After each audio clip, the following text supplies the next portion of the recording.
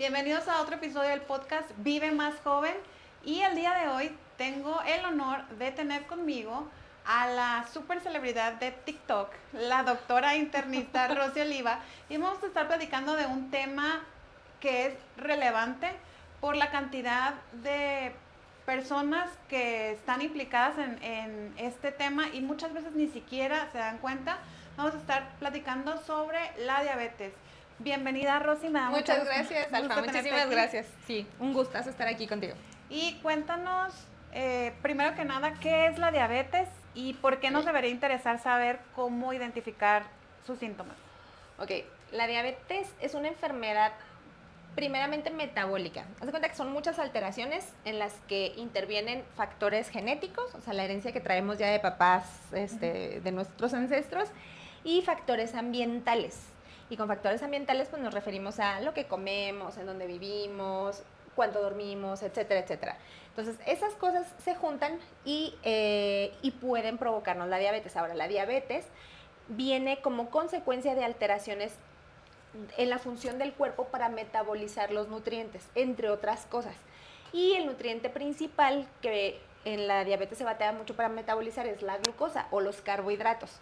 Entonces, en la diabetes hay una dificultad para aprovechar estos carbohidratos y esta dificultad se deriva de que o no hay insulina en la sangre o sí hay insulina, pero el cuerpo de la persona no la aprovecha correctamente. Entonces, si el defecto es uno o es otro, la consecuencia es la misma, que es que la glucosa se empieza a subir mucho en la sangre.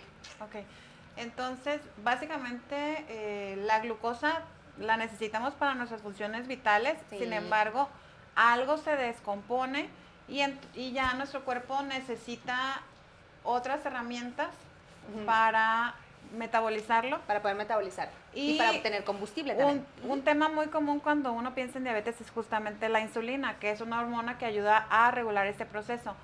¿Nos puedes profundizar cómo identificar si ya se requiere insulina o si no se requiere insulina para las personas que tienen diabetes?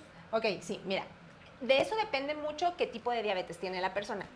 Hay una que se llama diabetes tipo 1, que generalmente, bueno, puede dar a cualquier edad, pero es común en edades muy tempranas y esas personas necesitan insulina desde el principio, desde que se diagnostican. Y hay otra, que se llama diabetes tipo 2, que engloba muchos tipos de diabetes, pero son personas, son las que tienen insulina al principio, pero no la pueden aprovechar. Entonces, como no la pueden aprovechar, la insulina o el páncreas, que es el órgano que produce la insulina, se empieza a acabar esta insulina muy rápido hasta que deja de funcionar, o sea, deja de producir la insulina que el cuerpo necesita y la persona requiere inyectarse. Entonces, algo bien importante aquí es que muchas veces los médicos que tratan no saben decirle bien al paciente qué tipo de diabetes tiene o muchas veces se equivocan en cuanto a decirles qué tipo de diabetes es. Una cosa que nos va a ayudar mucho con eso, Alfa, es pedir un estudio al paciente que se llama glucosa en sangre, insulina en sangre y, bueno, en el caso de una persona que no se pone insulina, glucosa e insulina en sangre, ¿ok? ¿Por qué? Porque con esto nos va a dar una idea de si a lo mejor la glucosa está muy alta, ok, pero no es lo mismo que la glucosa esté alta con la insulina muy baja, casi en ceros, que esa es una persona que necesita insulina sí o sí, o que esté la glucosa muy alta, pero con la insulina muy alta. En cuyo caso, aunque ambas personas traigan 300 de glucosa, por ejemplo, no, las dos no van a requerir insulina, solo una de ellas. Entonces, la decisión de si empiezo insulina en un paciente o no se basa sí en cifra de glucosa, sí en cifra de una cosa que se llama hemoglobina glucosilada, que me dice la glucosa de meses previos, y también en la cifra de insulina en sangre, ¿ok? Porque si la persona ya tiene mucha insulina, pues no tiene caso ponerle más. Entonces, muchas veces lo que se hace o las estrategias de tratamiento van dirigidas a que se aproveche esa insulina que el paciente ya tiene. Muchas veces la tendencia es, caray, pues trae 300, no, pues ya, inyecte la insulina. Y no siempre es la mejor decisión. Algo que creo que es muy importante y sin querer sonar alarmista o amarillista, las consecuencias de la diabetes pueden llegarte a ser incapacitantes, sí. Incluso a la muerte, pero ¿cómo podemos ayudar a las personas a que se den cuenta que es importante que le presten atención a esto? Porque podrían tener consecuencias muy, muy feas. Sí, claro. Mira, algo bien interesante aquí es que los seres humanos pensamos la mayoría de las veces a corto plazo. O sea, si a corto plazo algo me genera placer y bienestar, yo lo quiero y lo agarro y lo consumo. Dígase cosas con azúcar, dígase comodidad, en vez de irme al gimnasio, no, pues me acuesto en mi cama y veo Netflix. Ajá, entonces los seres humanos siempre optamos por lo más fácil y lo más cómodo. Entonces eso es la comida chatarra y no hacer ejercicio. Pero ¿qué pasa? Cuando no nos ponemos las pilas para comer bien y hacer ejercicio, haz de cuenta que vamos ocasionándonos un daño que va siendo acumulativo. O sea, las personas que dicen, ay, no voy a ir al gimnasio, no, pues ya empiezo el gimnasio el próximo año, no, empiezo el próximo mes, no, empiezo el lunes. Ese día que no hicimos ejercicio y comimos mal, haz de cuenta que son días que se nos van acumulando.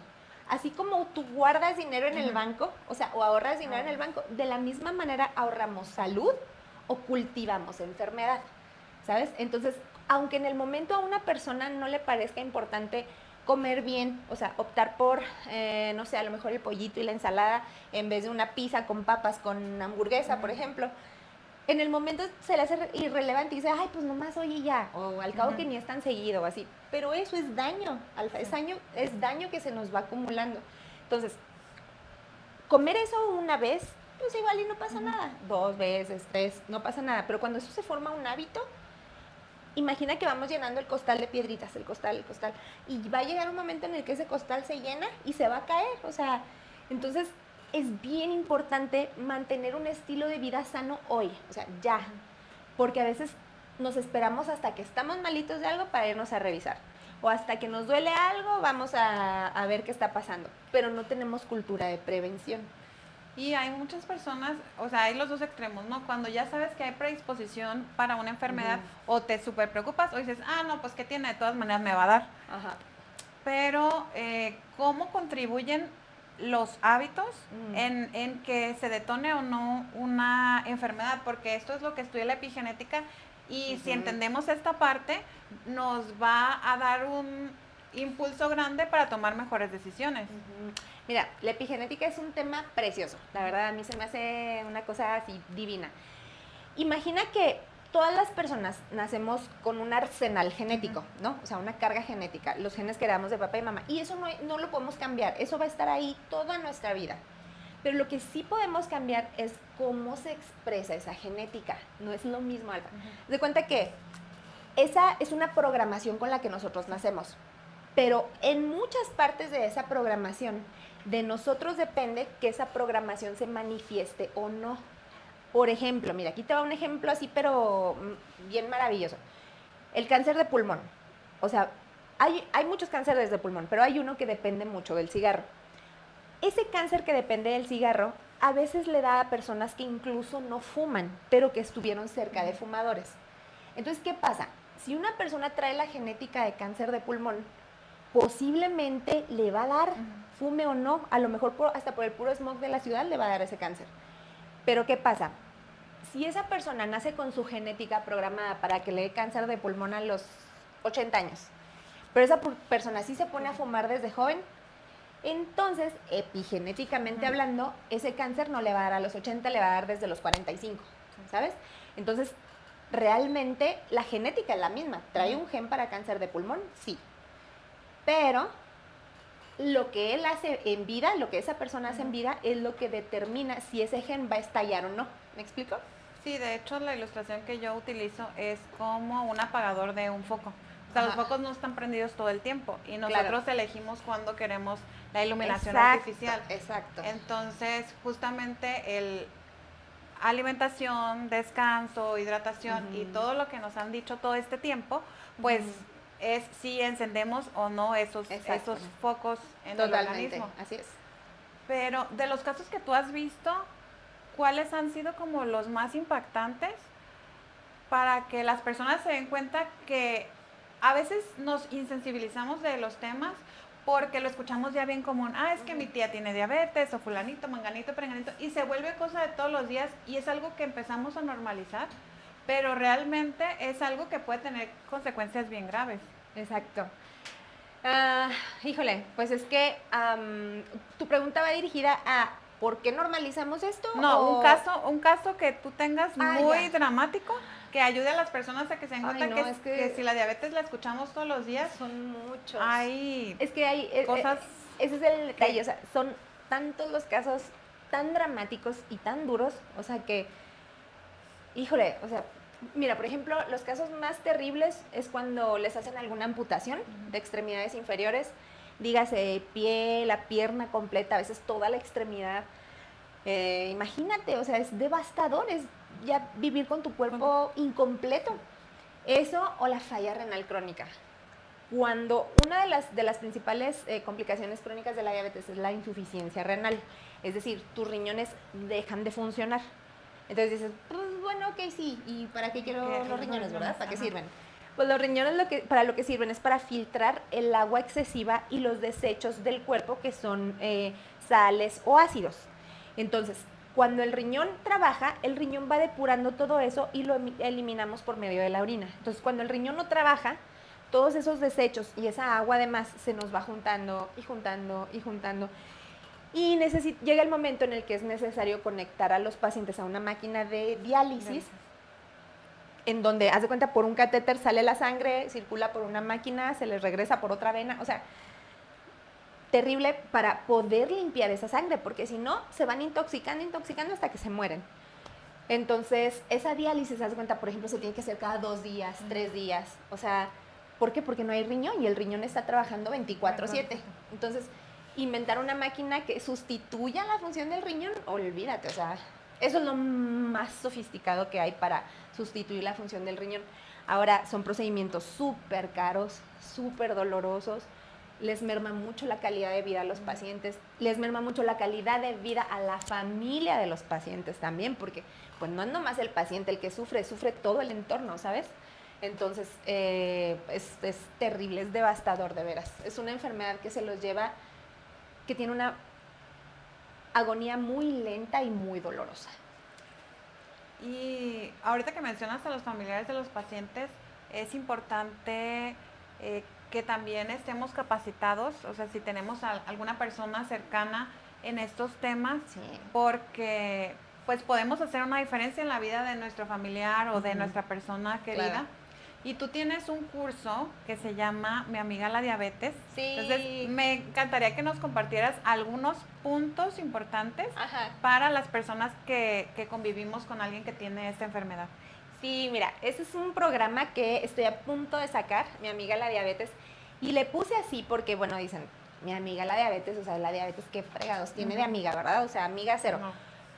Pero cuando hay diabetes en nuestra vida, ya sea en nuestro cuerpo o en el cuerpo de algún familiar o algún ser querido, realmente podemos utilizarla como un medio, como un escalón para salir adelante y llevar una vida más sana. Tanto en cuanto a nuestro estilo de vida, nuestra alimentación, la actividad física que hacemos y sobre todo, Alfa, la educación, porque hay mucha ignorancia con respecto a estos temas y hay muchos mitos.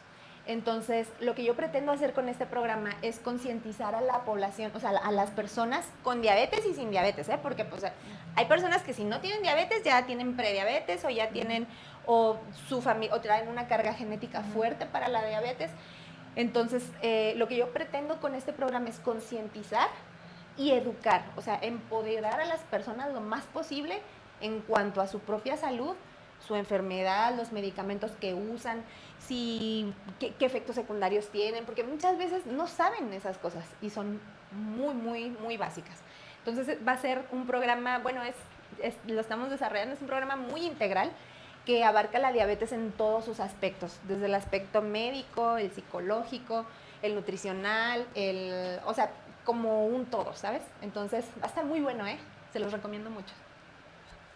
¿Y cuál sería, desde tu punto de vista, el mito que nos hace más daño? O sea, de lo que anda circulando en redes sociales y de lo que cuenta la leyenda, ¿cuál sería el mito que nos hace más daño y cuál es la verdad detrás de ese mito? Mira, mitos hay muchísimos, o sea, de veras que aquí sí me pones un dilema porque hay muchos y son muy, muy, muy socorridos y muy, de veras todo el mundo lo cree. Mira, por ejemplo, el mito de que solo los alimentos dulces te suben la glucosa de la sangre. Los alimentos dulces, el pan y las tortillas. Entonces, muchas personas piensan que solo el pan y las tortillas hace daño a la diabetes y al azúcar, pero no saben que, por ejemplo, el arroz también tiene un índice glucémico muy alto, o sea, tiende a hacer que se te suba mucho la glucosa. El arroz, a veces la avena, todo lo derivado de cereales tiende a hacer que se te suba mucho la glucosa. O el mito alimenticio de los jugos de frutas. Híjole, eso es pero terrible porque la fruta, por ejemplo, debe comerse integral, o sea, con todo y la fibra, el gabazo y todo. Y cuando una persona se toma un jugo de naranja, por ejemplo, o sea, imagínate cuántas naranjas se necesitan para un vaso de jugo. Es una cantidad tremenda de azúcar, es una bomba de azúcar eso. Y a veces me dicen, no, oiga, pero es que es jugo natural y quién sabe qué. Pues sí, pues muy natural, el azúcar también puede ser muy natural y de todas formas sigue siendo azúcar y de todas formas les va a hacer muchísimo daño. Entonces, eso, fíjate, los mitos en cuanto a dieta en cuanto a la dieta hay muchísimos y esos son de los más frecuentes que yo veo. Y ahorita que tocas el punto del jugo de frutas, o sea, incluso lo podemos comparar con una bebida azucarada común, o sea, con un refresco. Ah, sí, claro. O sea, porque la gente eso sí lo ubica, que tiene mucho azúcar, y aunque lo identifica, lo sigue tomando. Sí. Pero el daño del jugo de frutas es que crees que es algo sano. Sí, exacto. Entonces, y lo sano es comer la fruta como es, o sea, los cuadritos de sandía o la naranja completa con todo y el gajito, o sea, eso es lo sano en realidad. Y hay un parámetro que es importante, que es el índice glicémico, o sea, porque es la forma en la que vamos a metabolizar ciertos alimentos y recordando que todos somos un universo, sí, claro, por nosotros mismos, que debe de considerar una persona respecto a su consumo de carbohidratos. Claro. Porque ya entendemos que no nada más el azúcar es lo que nos va a generar estos picos en los niveles de insulina, sino que realmente esto se pone de manifiesto cada vez que comemos algo. Claro. Entonces, ¿qué son esas señales de alarma o a qué le debemos de prestar atención cuando comemos para darnos cuenta que esto no es normal? ¿Alguna situación? ¿Te refieres a síntomas? Sí. ¿O qué en especial? Sí, o sea, es que, por ejemplo, el índice glicémico lo medimos, pero no es algo que yo como persona diga, me comí esto y ya me hago la prueba. Sin embargo, en otros factores, o sea, eso tiene un impacto en otras cosas de nuestra persona. ¿Qué sí puedo ver yo como simple mortal al consumir algo que me dé una información de que a lo mejor esto no es normal, que me dé mucha sed, que frecuentes ganas de ir al baño, que me inflame, o cositas que uno pueda detectar que sí puedas medir, ¿no? Ok, no necesariamente, ¿te refieres no necesariamente después de comer? No. Ok, o sea, en general. En general, sí. Ok. Bueno, mira, algo que nos puede llegar, cosas que nos dan la indicación de que nuestra glucosa puede no estar bien, es, para empezar, el sobrepeso. Sí, cuando empieza a haber sobrepeso o obesidad, debemos tener bien en cuenta que es posible que la glucosa no ande en parámetros normales. Obviamente no es seguro, ¿verdad? No es una ley, pero es bastante, o sea, aumenta mucho la probabilidad, eso. Y luego hay una cosa que se llama acantosis nigricans. Entonces, la acantosis nigricans, haz de cuenta que es como un oscurecimiento de la piel en los pliegues del cuerpo. Es decir, en el cuello, en las axilas, hasta en los pliegues a veces del brazo.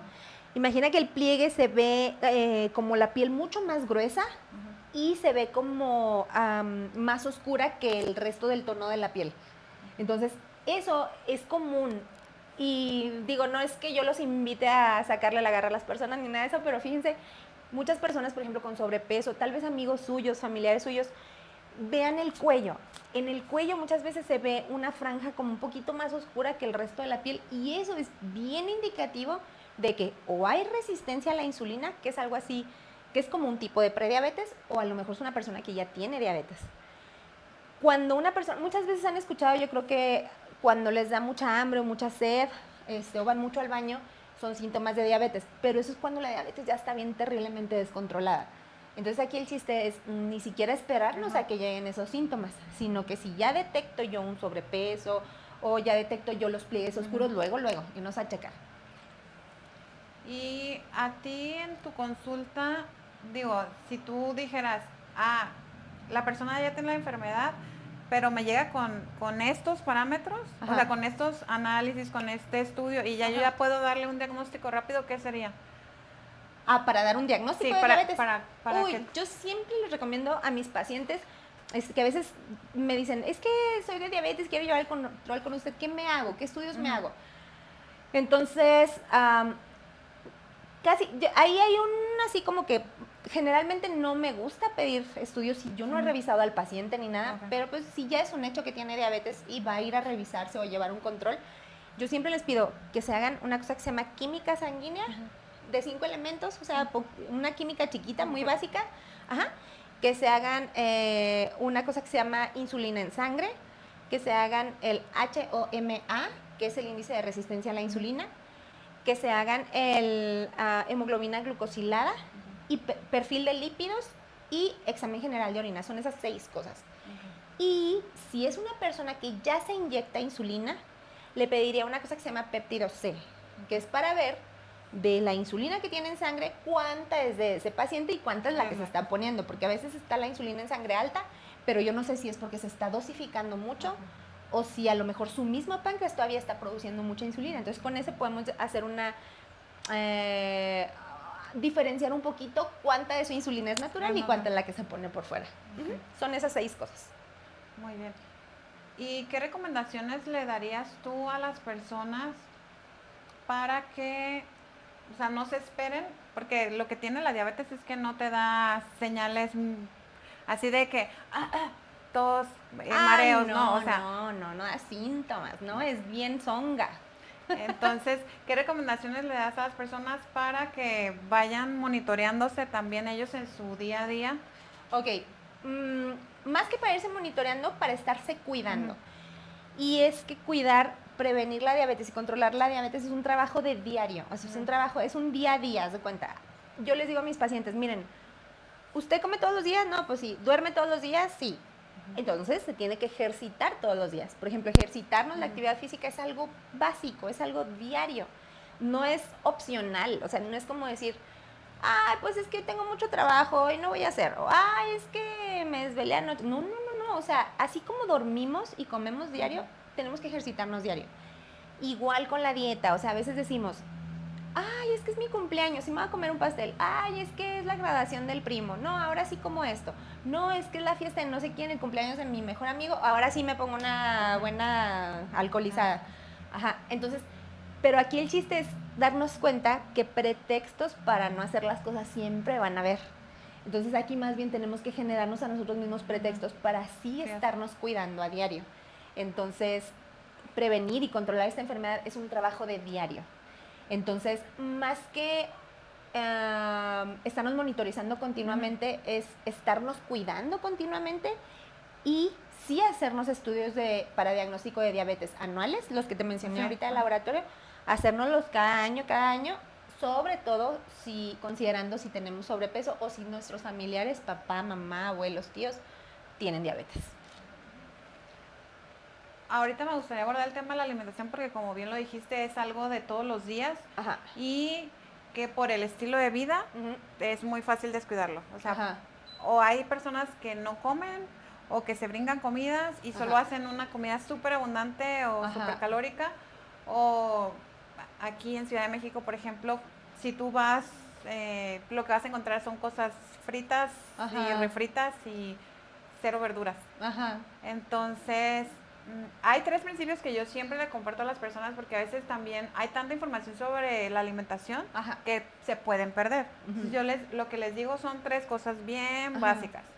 La primera, si viene de una planta, cómetelo, pero si está hecho en una planta, mejor evítalo. Anda, mira, esa me gusta. Sí, es muy buena. La segunda es que incorporen muchos colores en su plato, porque a los nutrientes les encanta esconderse en los colores. Entonces, mientras más colores veas, quiere decir que estás aportándole más nutrientes a tu cuerpo. Totalmente de acuerdo, Y la otra es que no hay alimentos prohibidos, o sea, no hay alimentos, eso no existe. porque aparte de eso, que te da una angustia, un agobio, que te digan, no puedes comer esto, Ajá. solo hay que ser conscientes de las proporciones Ajá. y la frecuencia con la que los consumes. Exacto. Entonces, Totalmente de acuerdo. ¿tú qué otra recomendación, así sencilla, que las Ok. personas puedan procesar rápido y que les sirva para tomar decisiones en su Miren, por alimentación? ejemplo, cuando se come fibra, digamos en una ensalada grande, en verduras, etcétera, Ujú. eso disminuye qué tanto se nos sube el azúcar. Siempre es como tú dices, el tipo de alimento, las porciones, la frecuencia, y algo que también es bien importante ahí es con qué los estoy combinando en esa comida. Porque mira, no es lo mismo si yo me como, por ejemplo, una rebanada de pan, suponiendo, ¿no? O sea, una rebanada de pan, me la como, a lo mejor esa de 100 miligramos de azúcar me sube a 250 esa rebanada de pan. Ok, pero si yo me como esa rebanada de pan y le pongo aguacate y le pongo a lo mejor pico de gallo arriba y luego me como una chuleta y me como una ensalada de apio con esto y con esto, ¿qué crees? Ya no me va a subir a 250, me va a subir a 190 a lo mejor.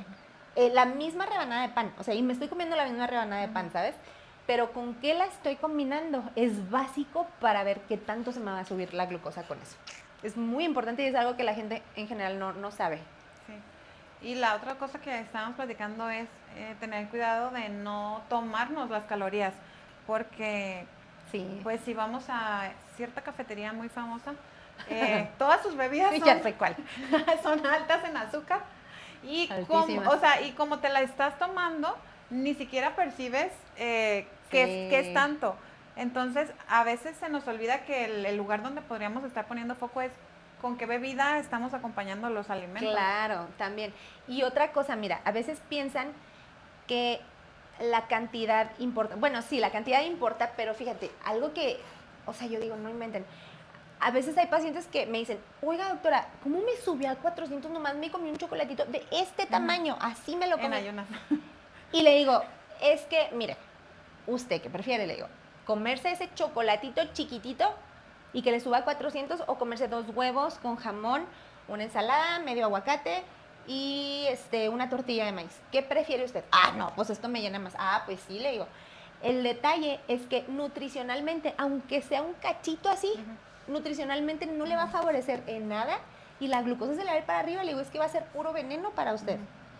Entonces, mejor comer una comida que lo deje satisfecho y que sí lo vaya a nutrir. Entonces a veces piensan que porque fue un chocolatito así de este tamaño o un dulcecito pequeñito no les va a hacer daño porque estaba chiquito.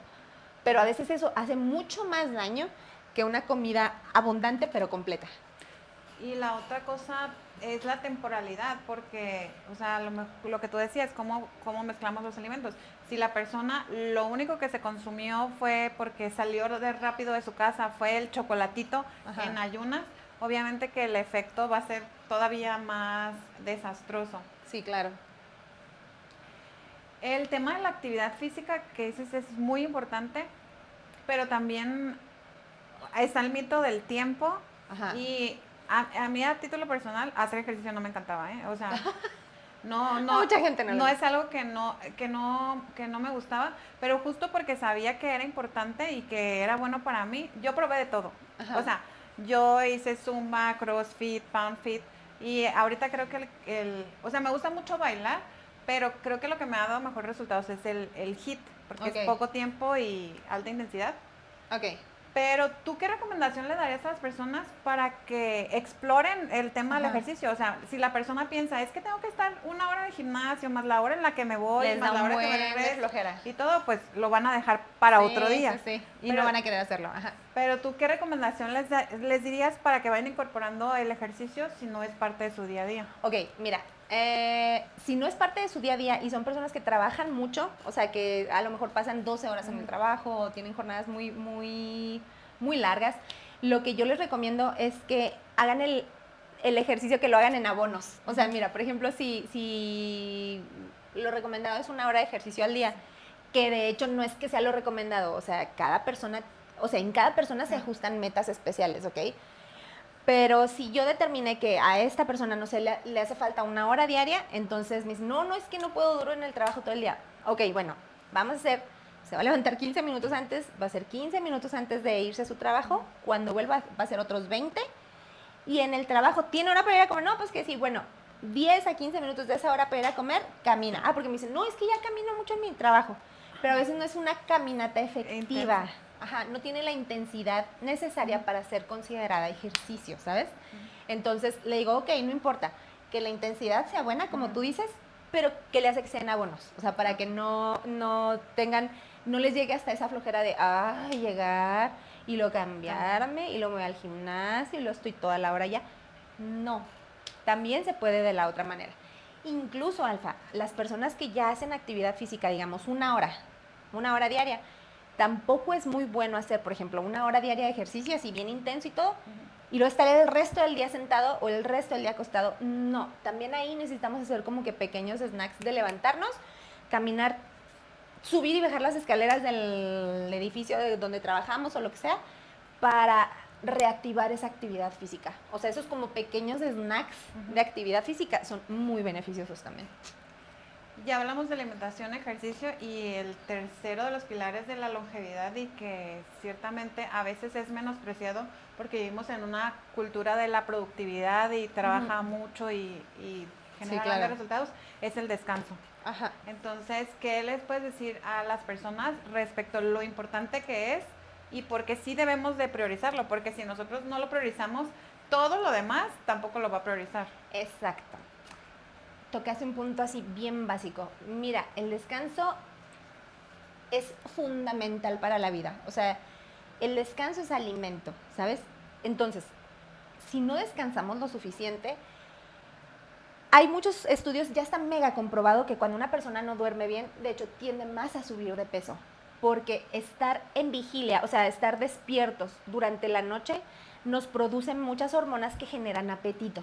Entonces, ¿a cuántas veces no nos ha pasado? O sea, que cuando estamos despiertos ya muy noche, vamos como que por un snack así a la cocina y no vamos por un yogurcito ni por una manzana, no, vamos por un platote de unos tacos o nos hacemos una quesadilla. Se nos antoja algo calórico y se nos antoja algo grasoso.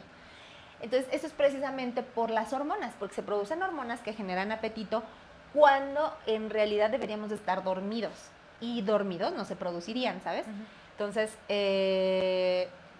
tiene mucho que ver. Y por otra parte, dormir bien favorece que produzcamos hormona de crecimiento y favorece que mantengamos nuestros músculos en buen estado, o sea, nuestra reparación muscular. Por ejemplo, si hicimos pesas en el gimnasio, si se quieren poner así bien, ya iba a ser una mala palabra, ¿verdad? Pero si se quieren poner así bien fuertotes o lo que sea, a veces se atiborran de creatina y se meten esto y se meten lo otro, que no digo que esté mal, o anabólicos o esto y lo otro, pero si no descansan no van a formar músculo. Para todas esas personas que les encanta formar músculo, nunca lo van a hacer si no duermen bien. Porque en el día entrenas, sí, de acuerdo, en el día fortaleces, pero en la noche formas el músculo. El músculo se hace mientras dormimos, ¿ok? Entonces, muy importante. Y otra cosa del tema del sueño y del descanso, pues es que no es la misma que te duermas a las 10 de la noche y duermas tus 8 horas, a que te duermas a las 6 de la mañana y duermas tus 8 horas. Sí. El impacto metabólico de no hacerlo también en el momento correcto. Exacto, es muy grande. Entonces, ¿qué recomendaciones tienes tú respecto al horario de... Sí, mira, obviamente el horario pues sí tiene que ser mientras esté oscuro, o sea, porque el cuerpo humano así está hecho para dormir cuando está oscuro, ¿sale? O sea, cuando ya es de noche. Pero sí entiendo que, oye, sobre todo en mi gremio, o sea, a veces es imposible eso porque pues hay turnos nocturnos en los hospitales, o sea, no pueden dejar de laborar muchos lugares de noche. Entonces, es 1000 veces preferible que cumplan sus 8 horas de sueño en una hora en la mañana o en la tarde, tal vez, ni modo, a que no lo hagan bien. Entonces, hay veces yo sé que las circunstancias pues los obligan a dormir de esa manera. Yo fui una de esas personas durante muchos años. Que tenía que trabajar de noche, pero pues tenía que compensarlo de alguna forma y pues tenía que dormir en el día o tenía que reparar o reponer de alguna manera esas horas de sueño. Lo ideal es de noche, pero si no es para ti, o sea, si no hay forma de hacerlo, recupera ese sueño en el día. No importa si es mañana, mediodía, en la tarde, o sea, pero repone ese sueño. Y hablando de reponer el sueño en horarios donde no es noche, hay obviamente cosas que sí podemos hacer. O sea, asegurarnos que en el espacio en el que estamos esté oscuro, Sí. incluso hay antifaces, ahí están los aceites esenciales como el de lavanda, que es relajante. Ajá. O sea, sí podemos hacer cosas para ayudarle a nuestro cuerpo a conciliar el sueño, aunque no sea durante el horario Ajá. que Y a le que, corresponde. y a que se logre, Alfa, Sí. una mejor calidad de sueño también.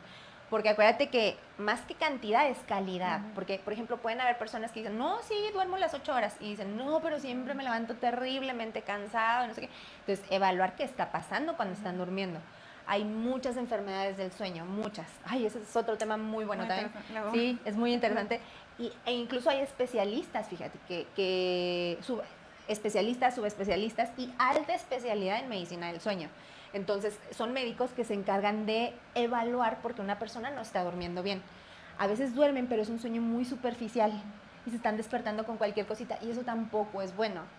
O batallan para quedarse dormidos o etcétera. Entonces, también sí, la cantidad de horas de sueño es importante, pero también la calidad de esas horas de sueño es fundamental. Y fíjate que un aspecto que siento que hay ahorita todavía como temas polémicos es la exposición al sol. Ajá. Porque nos han enseñado de no, la radiación UV es súper peligrosa y Ajá. bla, bla, bla. Y ahorita las nuevas corrientes como el biohacking te Ajá. dicen, no, pues si tú quieres regular tu ciclo circadiano, Sí. que es justamente todos los procesos que están vinculados con luz natural y oscuridad, ¿tú qué perspectiva tienes respecto a la exposición, A la exposición al sol. ¿En relación al sueño o en general? relación en general a la salud. Ok, bueno, mira, la exposición al sol es buena, pero en cantidades bien limitadas. Incluso, Alfa, fíjate, yo creo que a lo mejor ya has escuchado esto, ya has leído esto, el impacto del sol en la piel nos produce vitamina D. O sea, hace que nuestra misma piel, o sea, produzcamos pues vitamina D. Sin embargo, pues tampoco es como que los baños de sol que salen en la playa de que, ay, que van y se broncean, o sea, tampoco, porque eso es una quemadura, ¿sale? Entonces, sí es buena la exposición al sol, pero fíjate que con 5 a 10 minutos de exposición al día, de una superficie corporal como del 10 al 15%, con eso tienes la suficiente vitamina D. Incluso, fíjate, hay estudios que dicen que la pura resolana, o sea, como que si el sol está pegando aquí y a mí me da la luz del sol, pero no me está dando el rayo directo, también tengo producción de vitamina D. Entonces, tampoco es como que necesaria una exposición tan extensa. Y sí evitar las quemaduras de sol, eso sí es bien importante. O sea, cuando salimos a manejar, o sea, usar guantes hasta acá, o bloqueador, ¿verdad? Hay muchas marcas, en la piel, en el escote, porque eso sí va haciendo un daño que poco a poquito va siendo acumulativo. Que a lo mejor una exposición de 10 minutos de sol al día, dices tú, no, pues no es nada. Pero eso durante 200 días al año, por ejemplo, o sea, sí te forma un daño, sí genera un daño acumulativo. Sí, entonces básicamente todo funciona por efecto compuesto. O sea, la alimentación, para bien o para mal, el descanso, todos los temas que hemos estado compartiendo el día de hoy, o van a sumar a tu salud o le van a restar. Entonces, ya para cerrar, me gustaría que nos compartieras algo con lo que se tiene que ir la audiencia, que sí o sí se lo tienen que tatuar para que realmente mejore su calidad de vida hoy. Claro. Porque si queremos vivir más, lo queremos hacer con salud y con vitalidad. Claro. Mira, importantísimo. Chicos, los excesos son lo que hacen daño. A veces dicen, es que el pan es malo, es que el azúcar es malo, las frutas son malas, es que los carbohidratos son malos, es que es malo el huevo, el agua, la carne de cerdo, o sea, todo es malo. No, o sea, lo que es malo son los excesos, ¿ok? Ahorita que mencionabas lo de la luz del sol, o sea, sí es buena, pero tampoco en exceso. Y la mejor prueba son los países nórdicos, o sea, donde tienen periodos muy prolongados donde no tienen suficiente sol y hay muchas enfermedades derivadas de que no tienen los rayos del sol, ¿sabes? Entonces, se deprimen, hay problemas de piel, o sea, hay problemas, sobre todo trastornos psiquiátricos, hay mucho trastorno psiquiátrico, entonces el sol tiene mucho que ver. Y obviamente los excesos también, o sea, las personas que vemos ahí tumbadas en la playa, olvídalo, es terrible, terrible. Una vez escuché a un dermatólogo decir, presumir tu bronceado por irte a la playa es como presumir tus pulmones negros por todo lo que te fumaste. Sí, o sea, están presumiendo una quemadura, eso no es, ni siquiera debería ser algo estético, eso es un daño terrible que se están haciendo. Y cuántas veces vemos personas de rojas de todo lo que se broncearon con fines estéticos, es terrible. Entonces, eso, los excesos son malos, 1. Y 2, alfa, importantísimo. No hay cosas ni buenas ni malas en la medicina, ni en la nutrición, ni en los deportes, ni nada. Es lo que te funciona a ti. Generalmente oyen mucho de que si la dieta keto, que si el ayuno intermitente, que si el quién sabe qué, que el deporte es en la mañana, no, mejor en la noche, no, mejor cardio, no, mejor de peso, no, es que es mejor el de que, o sea, todas las cosas van a tener pros y contras. Entonces, la selección de una dieta, de una actividad física, e incluso la selección de un medicamento para yo prescribírselo a alguien, se basa en las circunstancias individuales de cada persona, valga la redundancia. Lo que es bueno para ti, alfa, a lo mejor a mí me hace muchísimo daño. Lo que a ti te hace alergia, si te hace alergia el plátano, por ejemplo, a mí me puede encantar y me hace mucho bien, pero es algo que a ti, si tú lo hueles, ya te estás muriendo de ronchas. O sea, entonces, ¿y el plátano es malo? Pues no. A ti no te cae bien, a mí me cae muy bien, y eso no hace que una cosa sea buena o mala. Es las circunstancias de salud de cada quien. No hay así como no hay una cara igual a otra, no hay un cuerpo igual a otro, ni hay una enfermedad igual a otra. Entonces, todo se individualiza, absolutamente todo. Y en el tema de la diabetes, ¿cuál sería la advertencia o el warning o la precaución que todos debemos de tener? Porque ya comentaste que esto no es algo de la noche a la mañana, sino que lo vamos construyendo. Lo vamos sembrando. Es una planta mala que vamos regando y que poco a poquito nos va haciendo daños. Semilla de hierba mala, haz de cuenta. Entonces, ¿cuál es la precaución en este particular, que lo que tú recomendarías? En diabetes, ok. Mantén un peso sano, número 1. Número 2, ejercítate diariamente. Número 3, come sanamente. Y cuando digo come sanamente, si bien, como digo, las dietas varían para cada quien, hay cosas muy importantes que funcionan en general para todos, como comer alimentos, las más verduras que se puedan incluir en la dieta y los menos ultraprocesados que se puedan. Eso es algo que en general sí nos beneficia a todos.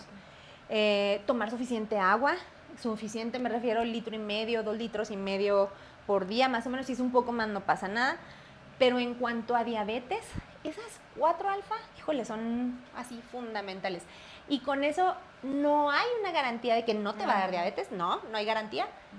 Pero sí puedes estar seguro que la vas a retrasar muchísimo más de lo que tu ADN traía programado, ¿sale?